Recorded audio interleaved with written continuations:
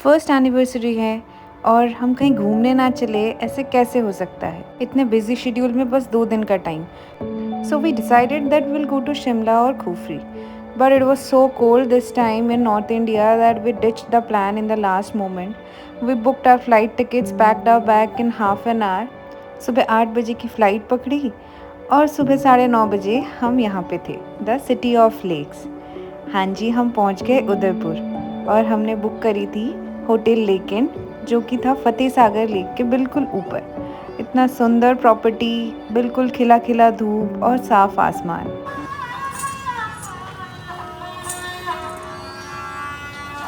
ये इंस्ट्रूमेंट का नाम तो पता नहीं, पर इसकी आवाज़ इतनी मीठी कि मन कर रहा था घंटों यहीं बैठ के बस यही सुर सुनती रहूं।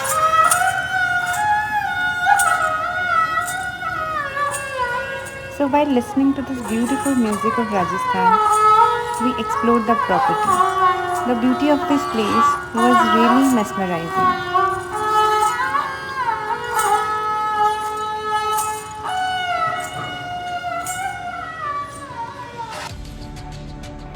We had reached the hotel before the check-in time, तो हमने थोड़ा सा घूमा प्रॉपर्टी के अंदर ही, थोड़ा सा लेक के मज़े लिए।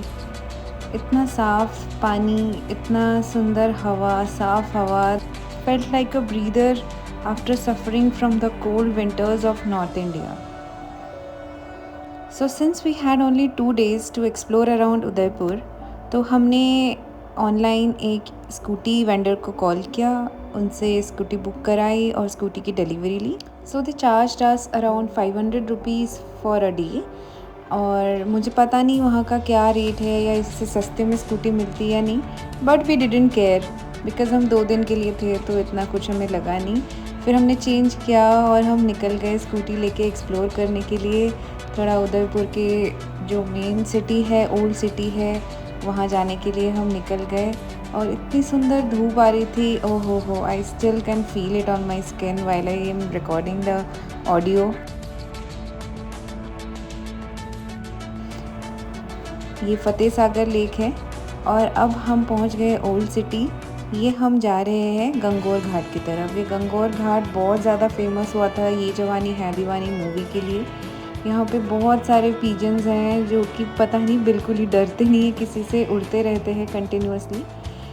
बहुत सुंदर जगह थी पर बहुत ज़्यादा भीड़ था, तो हम थोड़ी देर यहाँ पे टाइम स्पेंड किया घाट पे and after that we left. We wanted to have something to eat, so we went to a cafe near bye.